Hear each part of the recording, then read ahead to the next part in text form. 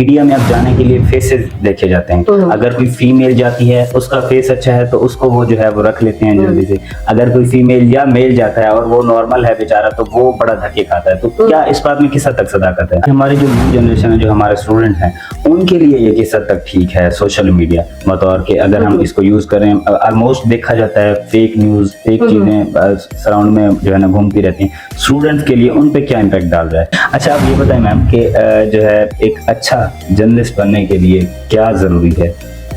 अच्छा जर्नलिस्ट बनने के लिए सबसे पहले तो आपको करंट अफेयर्स से वाकिफ होना जरूरी है कि आपके इर्द गिर्द क्या हो रहा है, आपके मुल्क में क्या हो रहा है, पूरी दुनिया में क्या हो रहा है। अस्सलाम वालेकुम नाज़रीन, मैं हूं आपका होस्ट दानियाल रजा और नुक्ता पॉडकास्ट में खुशामदीद। नाज़रीन, आज हमारे पॉडकास्ट की मेहमान शख्सियत मैथ कम्युनिकेशन डिपार्टमेंट से मोस्ट सीनियर लेक्चरर मैम यक्सी सलीम साहिबा हमारे साथ मौजूद हैं। कैसी हैं मैम आप? मैं बिल्कुल ठीक हूँ, आप बताएं कैसे हैं? अल्हम्दुलिल्लाह। सबसे पहले तो हम मैम जानना चाहेंगे कि आप जो है वो मीडिया की फील्ड को आपने क्यों ज्वाइन किया और इसके पीछे आपकी दिलचस्पी की क्या वजह थी, और फिर आपने टर्न लिया मीडिया से डायरेक्ट आपने जो है टीचिंग ज्वाइन कर ली, इसके पीछे क्या वजह थी? अच्छा, ये एक बड़ा इंटरेस्टिंग एक फैक्टर है कि मीडिया में जब हम आए तो मेरी फैमिली के लिए जो है ये बड़ा एक मुख्तलिफ तजर्बा था। और तब ज़्यादातर रुझान जो था, जब हमने करियर चूज़ करना था तो ज़्यादातर रुझान जो था वो डॉक्टरी की तरफ, डॉक्टर बन जाएं, इंजीनियर बन जाएं, इस साइड पर ज़्यादा होता था। तो बाकी फैमिली के बच्चे तो उस साइड पे ही जा रहे थे, लेकिन मुझे हमेशा से कुछ क्रिएटिव काम करने का शौक था। तो इसीलिए फिर मैंने एक्सप्लोर किया कि ऐसा मैं क्या कर सकती हूँ जिसमें मुझे कलर्स के साथ खेलने का मौका मिले, कुछ क्रिएटिविटी करने का मौका मिले। तो मुझे पता चला कि जर्नलिज्म एक ऐसी फील्ड है जहाँ पर आपको ये सारे मौके मिलेंगे, और मास कम्युनिकेशन ऐसी जगह है जो कि इससे ज़्यादा एक्सपेंडेड है और ज़्यादा आपको फ़ायदा देती है। इसमें बहुत सारे एस्पेक्ट्स आ जाते हैं। तो फिर मैंने मास कम्युनिकेशन का इंतखाब किया और मास कम्युनिकेशन को ज्वाइन किया, और इसी तरह से तालीम का सिलसिला जारी रहा। एमफिल तक तालीम ली और उसके बाद फिर मैंने दुनिया टीवी को ज्वाइन किया।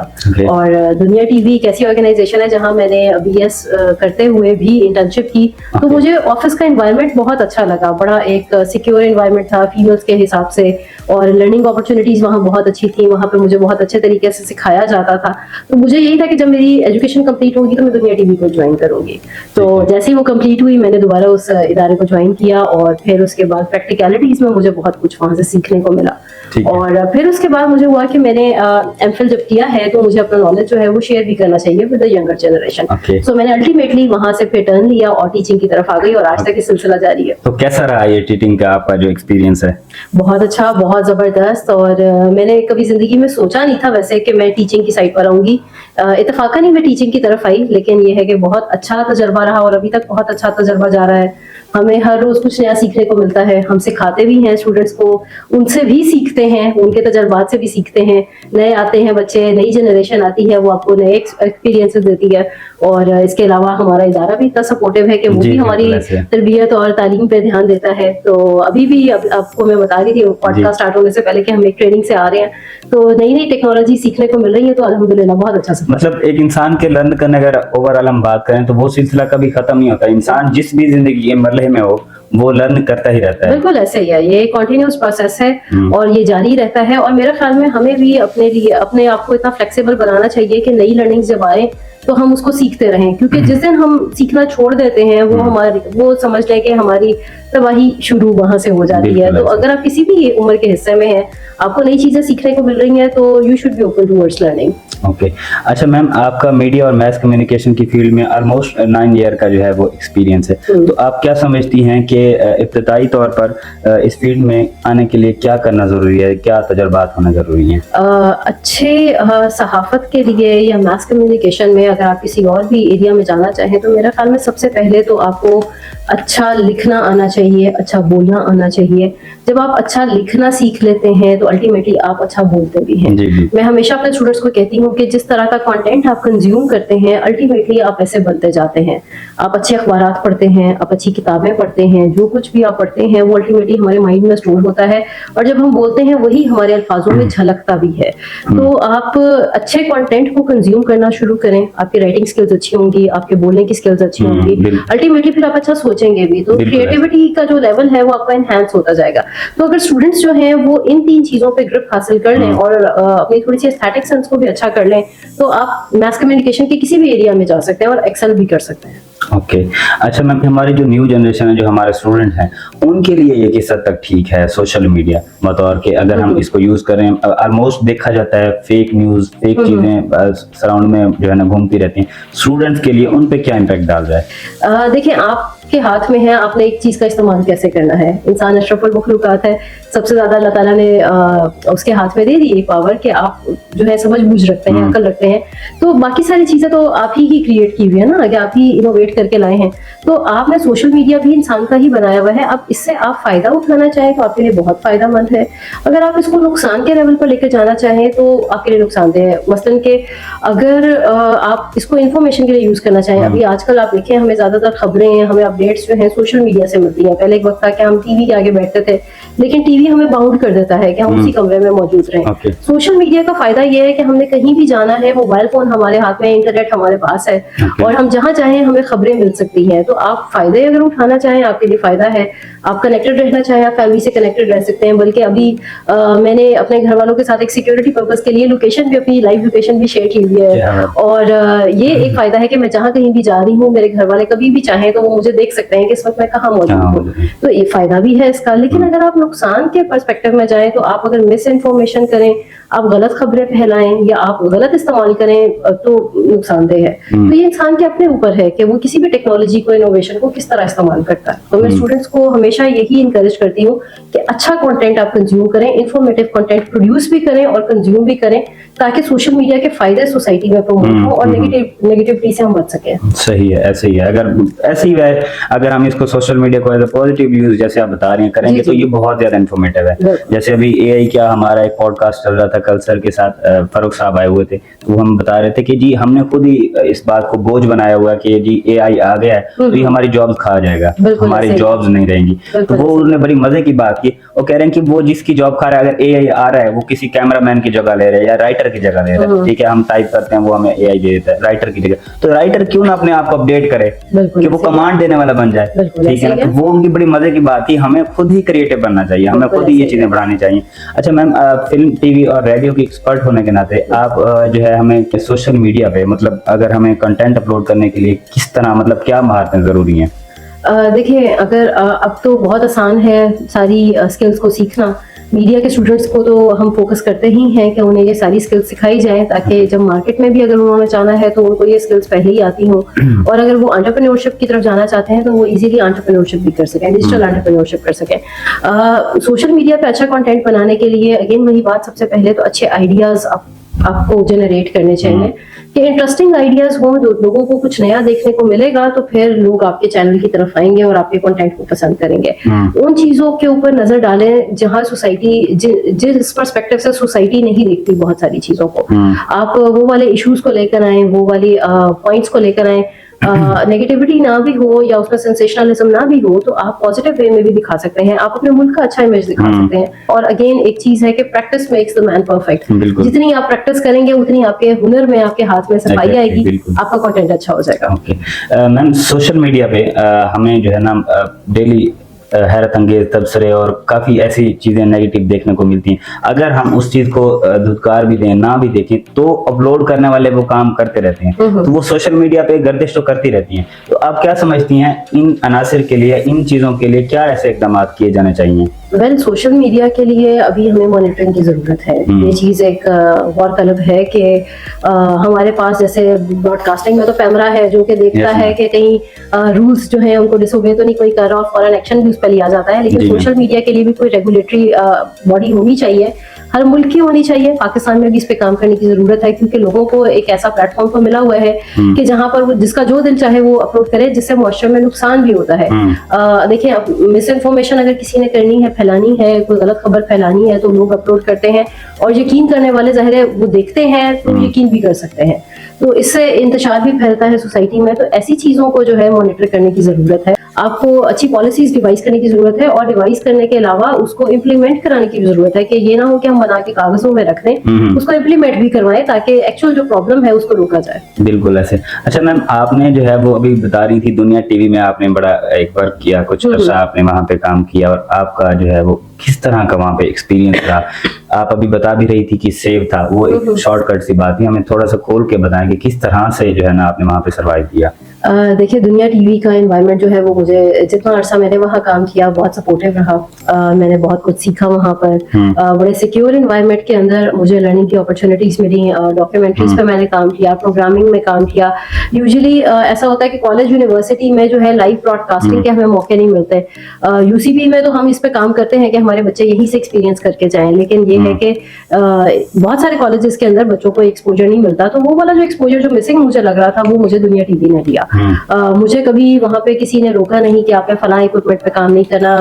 ऑफिस के अंदर जब वो देखते हैं कि बच्चा कुछ लर्न करना चाहता है तो वो अपॉर्चुनिटी देते हैं कि मुख्तलिफ डिपार्टमेंट्स का एक्सपोजर बच्चा ले, तो वो एक्सपोजर मुझे वहां से मिला। तो ये सारे तजर्बे ने मुझे बहुत फायदा दिया और आज तक इसका फायदा हो रहा है कि हम नए आने वाले जो एक्सपेरिमेंट्स हैं हमारी जिंदगी में या नए हम प्रोग्राम शुरू करते हैं, इनिशिएटिव्स रहते हैं, उसमें उस गुज़िश्ता तजर्बे को मैं इस्तेमाल करती हूँ और इससे लर्न भी करती हूँ और आज तक सिलसिला जारी है। ओके, अभी स्टूडेंट्स की बात हो रही तो आपको क्या लगता है, क्योंकि टीचिंग में भी आपका बहुत एक एक्सपीरियंस रखती हैं आप, तो क्या लगता है आजकल के जो स्टूडेंट्स हैं उनमें कुछ जज्बा है, वो कुछ कर सकते हैं या वो कुछ कर रहे हैं, क्रिएटिविटी को वो यूटिलाइज कर रहे हैं अपनी? बिल्कुल, स्टूडेंट्स के अंदर जो है वो अभी भी हमें ऐसे स्टूडेंट्स मिलते हैं जिनमें लर्निंग की जो है एक लगन है, सीखना चाहते हैं और नई चीज़ों को बहुत तेज़ी से अडेप्ट करते हैं। तो स्टूडेंट्स में ऐसा है, तो ऐसा हमें तजस्सुस भी नजर आता है। लेकिन हाँ, एक चीज़ है कि जब आपको ऑनलाइन बहुत सारे प्लेटफॉर्म्स मिल जाते हैं तो वहाँ से बहुत सारे स्टूडेंट सीख भी लेते हैं और जब वो स्किल्स अपनी सीख लेते हैं तो अल्टीमेटली उन्हें लगता है कि उन्हें सब कुछ आ गया है और डिग्री को कहीं ना कहीं वो कॉम्प्रोमाइज करना शुरू कर देते हैं। तो एक चीज़ मैं ये बताऊँ स्टूडेंट्स को कि डिग्री देखें आप जब हासिल करेंगे आपको उसका नुकसान कभी भी नहीं होगा, उसका फायदा ही होगा। बिल्कुल, आप जो भी जिंदगी में मेहनत करते हैं, आप जो भी इल्म हासिल करते हैं वो आपको किसी ना किसी पॉइंट पे आके फायदा जरूर पहुंचाता है। तो डिग्री की तरफ जरूर जाएं। बहुत ज्यादा मैं देखती हूँ स्टूडेंट्स कहते हैं कि हमने जो सीखना था वो हमने सीख तो लिया है, हमने बेसिक हमने 2 साल के कोर्सेज पढ़े, हमें सब कुछ आ गया, अब हम डिजिटल एंटरप्रेन्योर बन गए हैं, अब हमने छोड़ दी डिग्री, वहीं पे छोड़ दी। तो डिग्री को छोड़े मत, आप उसको साथ लेके चलें, अपनी डिग्री कंप्लीट करें, क्योंकि अल्टीमेटली जब आपने हायर स्टडीज के लिए जाना है, पाकिस्तान में ही रहना है या पाकिस्तान से बाहर भी कहीं जाना है, तो आपको ये फायदा जरूर देगी। तो अपनी डिग्रीज को जरूर कंप्लीट करें और नॉलेज आपको कहीं से भी मिल रहा है उसको सीखें जरूर। ओके, अच्छा मैम, सोशल मीडिया जैसे कि हमारे पास टिकटॉक, इंस्टाग्राम और ये चीज़ें हैं, तो इनसे स्टूडेंट्स या हमारे यंग जनरेशन है या जो हम जैसे फील्ड में होते हैं, मैथ कम्युनिकेशन के स्टूडेंट्स होते हैं, वो क्या फ़ायदा हासिल कर सकते हैं और किस तरह से? इंस्टाग्राम और टिकटॉक जो है वो आपको एक बड़ा अच्छा प्लेटफॉर्म है कि आपको बहुत ही कम टाइम में, जैसे 15 सेकेंड्स है, उन्होंने 45 सेकेंड्स या 1 मिनट तक जो है आपको एक टाइम दिया है कि आप एक रील बना सकते हैं। उसमें इंस्टाग्राम पे तो खास तौर पे आप बना सकते हैं एक रील, तो आप उससे बहुत सारे लोगों तक पहुंच सकते हैं इजीली।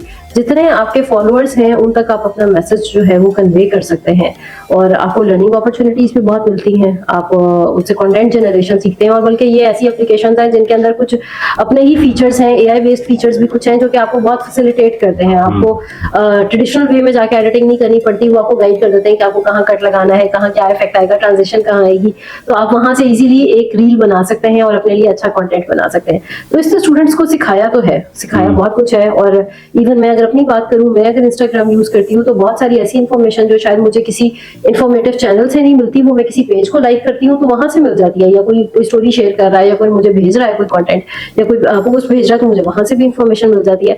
तो फायदा तो इन एप्लीकेशंस का है, नो डाउट है, लेकिन अगेन वही बात है कि आपकी कंजप्शन कैसी है, आप उससे इसको डिसाइड करते हैं। ओके, अच्छा मैम, मीडिया की बात करें, हम मेन स्ट्रीम मीडिया की बात करें तो वहाँ पे एक चीज जो है, एक खबर जो है वो गर्दिश कर रही है, बार बार सुनने को मिलती है कि मीडिया में अब जाने के लिए फेसेस देखे जाते हैं। अगर कोई फीमेल जाती है उसका फेस अच्छा है तो उसको वो जो है वो रख लेते हैं जल्दी से, अगर कोई फीमेल या मेल जाता है और वो नॉर्मल है बेचारा तो वो बड़ा धक्के खाता है। तो क्या इस बात में किस हद तक सदाकत है? मैं नहीं मानती इसको।